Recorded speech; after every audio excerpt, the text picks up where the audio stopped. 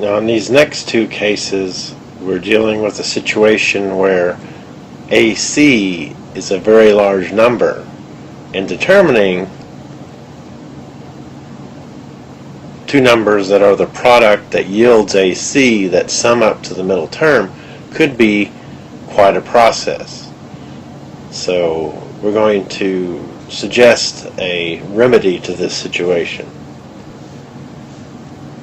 So as you notice here, AC is 38 times negative 50, which comes out to be negative 1900, a very large AC. Of course, we could list all the factors and try to find the ones that sum up to 75, but it's much easier to list the factors of the first and the last, and then use a little intuition to determine those middle terms. So I'm going to go ahead and list the factors of the first and the last, which I've done right here. Now this is going to take a little bit of playing around with these numbers to find the ones that work.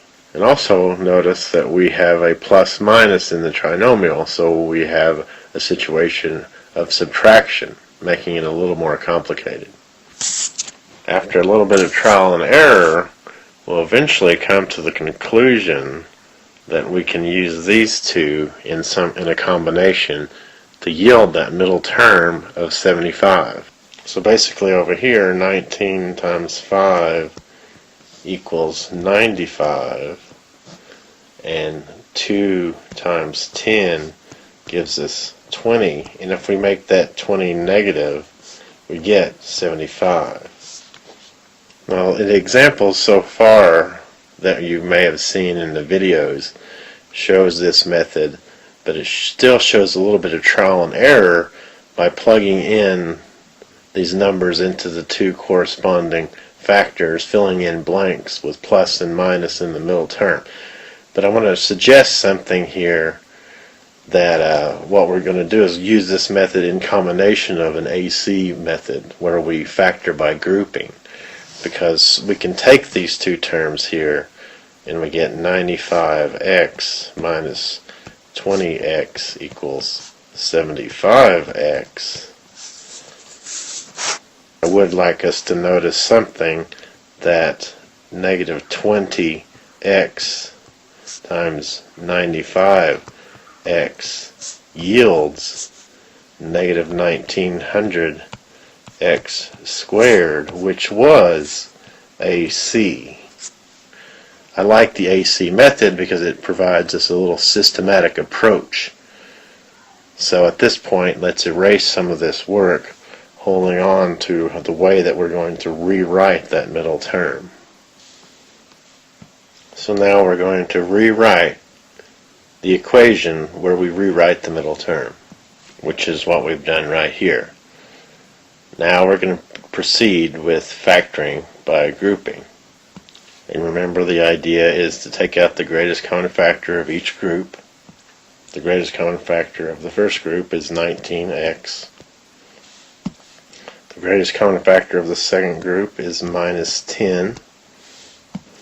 Then we take out the common factor, and there we've factored this trinomial here. So again, we have a situation with the trinomial where we're going to end up with a very large AC. As you can see, AC is 2,475. So again, it's much easier to list the factors of the first and the last, which is what we've done right here. And as I said, it's going to take a lot of playing around to figure out which combination will work. But once we've done all that, eventually we will determine that this combination will work. And the reason is 11 times 5 gives us 55, and 3 times 15, gives us 45, and if we make that 45 negative, we get 10, which is our middle term. So using this alternate form of the AC method, we can rewrite the middle term as 55x minus 45x gives us 10x. And I would like to note that 55x times negative 45x yields negative 2,475x squared, which is AC. So we're going to erase a little bit, but we're going to hold on to the fact that we're going to rewrite the middle term in that way. So now we rewrite the expression, rewriting the middle term using the factors that we just found. Now we proceed with factoring by grouping. Remember, we take out the greatest common factor of each group, which we've done right here.